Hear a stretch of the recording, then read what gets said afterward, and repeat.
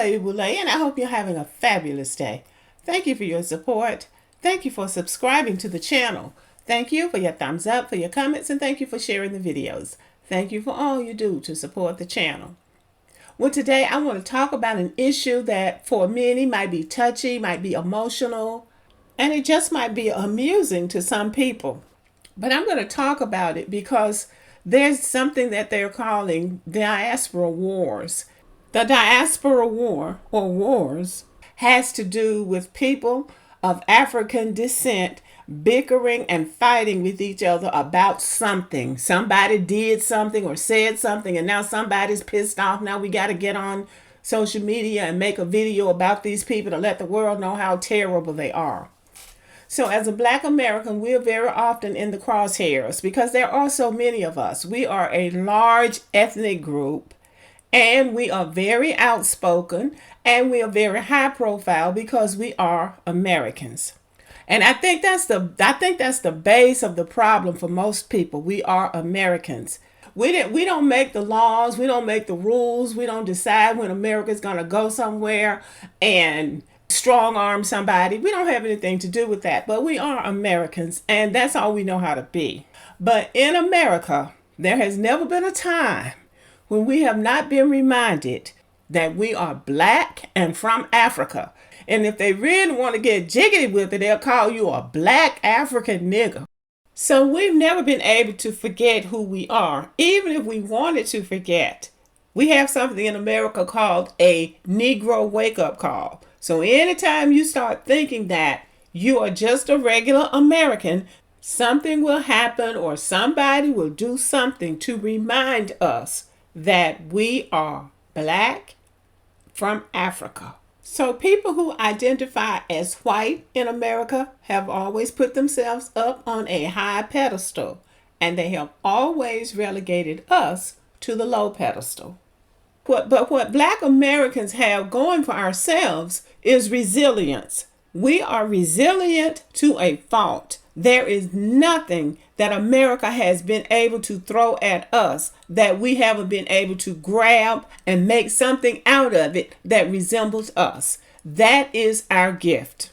And we created a Black American persona that had nothing to do with America. We have our own dance forms, our own music, our own literature, our own sense of style and fashion, our own way of speaking. We developed our own sense of comedy. Black people could take the most tragic event and turn it in some way into something humorous. And furthermore, the things that white people would do that they thought were funny were stupid to Black people. We didn't even consider it funny because we had developed a different sense of humor based on our different experiences. I know some people like to happily tell us we don't have culture, but that's what culture is. What you do on a daily basis is your culture. Also, we respected our own intellect, and that is what allowed us to survive the worst affront to humanity that the world has known. So we have been tried by fire in America, and we came through it, complete and whole. Not exactly complete and not exactly whole, but as complete and as whole as we could be when we are operating in a system as the one we're operating in. And by the way, Africans and Caribbeans, y'all need to stop coming over here saying you don't believe in white supremacy. The reason you are being run out of your countries and can't live in your countries and develop your countries and make your countries what they're supposed to be is probably because of white supremacy. That is not something Black Americans made up. That is something you are experiencing, but you don't know what to call it. The reason your leaders, your African leaders in particular, and some of the leaders in the Caribbean are railing against Western civilization is because of white supremacy. See, they know what it is. They're experiencing it because they can't develop their economies. They can't develop their educational systems. They can't even develop their health systems without interference from other countries, more powerful countries. That's what white supremacy is. So when Black Americans call it what it is, you jump up and say you don't believe in it, thinking that you're going to get some kind of a pat on the head from white people. White people know they're in charge. And you're the one that looks like a fool, so you need to stop doing it. Come to the United States, get your job, live a comfortable life, and shut your mouth. Because when you start talking, especially when you start doing all this anti-Black American talk, you make yourself look like a fool. And the Black diaspora who doesn't believe in white supremacy, why does 90% of Africa's natural and mineral resources belong to Europe? Why is it that Europeans are controlling 90% of your natural resources if there's no such thing as white supremacy? Why is it that South Africa cannot get the land back for their people that was stolen from them during apartheid? How come they can't get their land back if it's no such thing as white supremacy?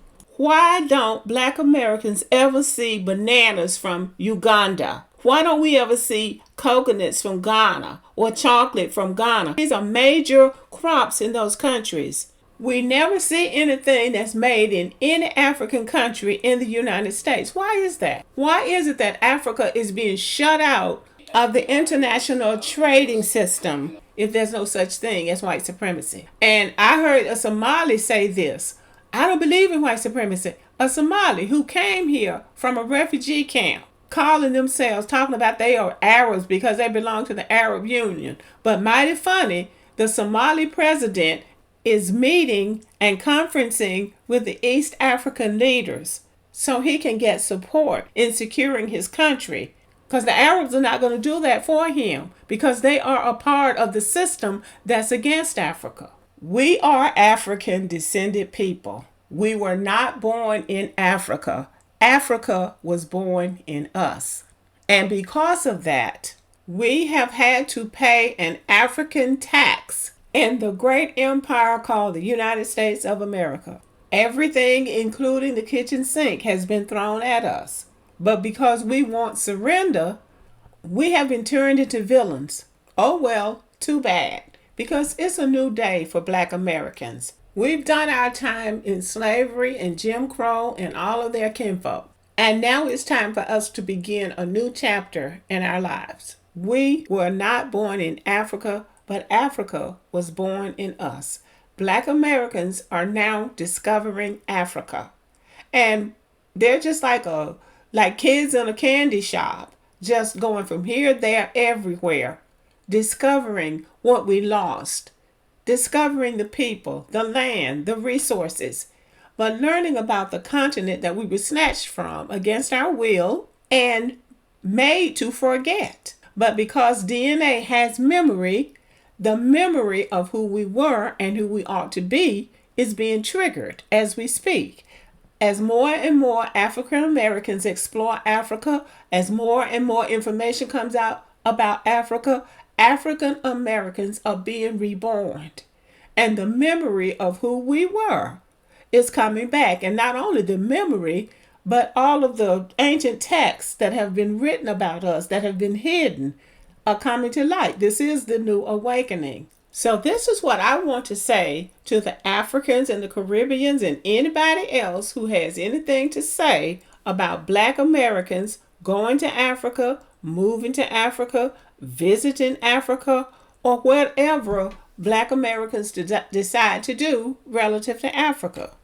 We don't need your permission to go to Africa and have an African experience, which is what many Black Americans are doing. I see people coming on YouTube trying to lecture Black Americans about how they're supposed to behave when they come to Africa and how they're supposed to think when they come to Africa. You don't have the right to tell Black Americans anything about Africa. We were not born in Africa. Africa was born in us. And we owe ourselves the African experience, whether it's a good one or a bad one. And nobody has the right to tell Black Americans anything about how when you come to Africa, when you come to the United States, how do you act? That's what you need to be concerned about, how you act when you come to the United States, because you are not American when you come here. You have to become an American because America wasn't born in you. Africa was born in us. Africa has a way of branding her people. So you don't have to wonder. I don't have to take a DNA test to know that I have African ancestry, that my DNA is going to turn up primarily African. And Black Americans are having a good experience in Africa. Some of them are going over there not having a clue about what they're going to do when they get there. And Africa has a way of telling them that you weren't prepared for this tour. You weren't prepared. You're going to have to go back and regroup. But many African Americans who are retiring, they have built their lives and built successful lives in America, and they want to live out their lives in peace among people who look like them. Ghana set it off with the 2019 year of return. So almost everybody feels like they've got to make that pilgrimage to Ghana. And guess what? Black Americans overwhelmingly say they are having a wonderful experience in Africa. The people are wonderful. But I wanted to make this video to say that Black Americans are coming like gangbusters. My nieces and nephews, they want to go to Africa. My niece just came home the other day talking to her mom, Mommy, I want to go to Africa. I want to go to Ghana. I want to know what happened. And Black Americans need this new frontier. American chattel slavery was no joke. There was no way out. There was no negotiating. A war had to be fought after 246 years, and 180,000 enslaved and free Black people fought in that war for their freedom. So when they run around saying they freed the slaves and they fought to free the slaves, that's not completely true. The enslaved people got out there and fought for themselves and fought for their own freedom, and they won.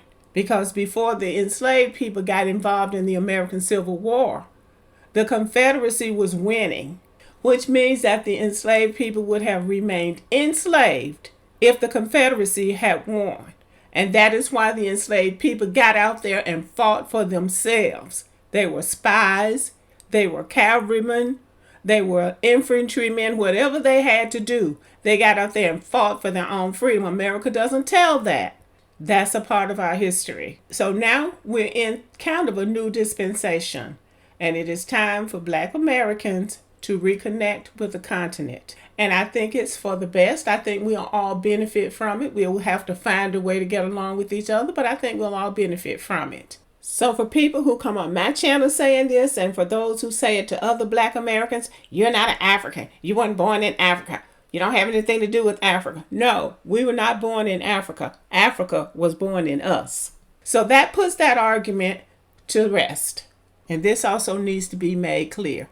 Black Americans never stopped longing for Africa. From the first slave ship, there was always Africa on their minds, and they held on to as much of their African cultures as they could. The first independent church to be founded by Black people in America was the African Methodist Episcopal Church, founded by Richard Allen and Absalom Jones. Our DNA is connected to the African continent, and somehow it comes back up. After being out of Africa for 400 years, Black Americans are running over there, feeling connected to the continent. There is a saying in America, you can take the girl out of the country, but you can't take the country out of the girl. The same thing goes for Africa. You can take the people out of Africa, but you can't take Africa out of the people. Africa has a way of branding her people, and Africa has a way of pulling her people back to herself. And that is what we're seeing. And as for these diasporas, these are just distractions. These are Black people who have lost their way, and they think that the way to success or the way to get by in the world is attacking other people. I think it would behoove us all to take a real look at the shape of Africa, the Caribbean, and America. And I'm talking about the Black people in Africa, the Black people in the Caribbean, and the Black people in America. Take a look at who we are and how we are faring. But the reattachment has begun. I think it will be to all of our advantage to find common ground and stick with it. When people come against us, we fight together. We can always go back to fighting each other in a diaspora war. But when other people come against us, we have to learn to fight together. That is what I believe. That is what I believe our survival will depend on. Okay, but let me know what you think about the video. Thank you for listening. Subscribe to the channel. Give me a thumbs up. Leave a comment. Share the video. And as always, have a great day.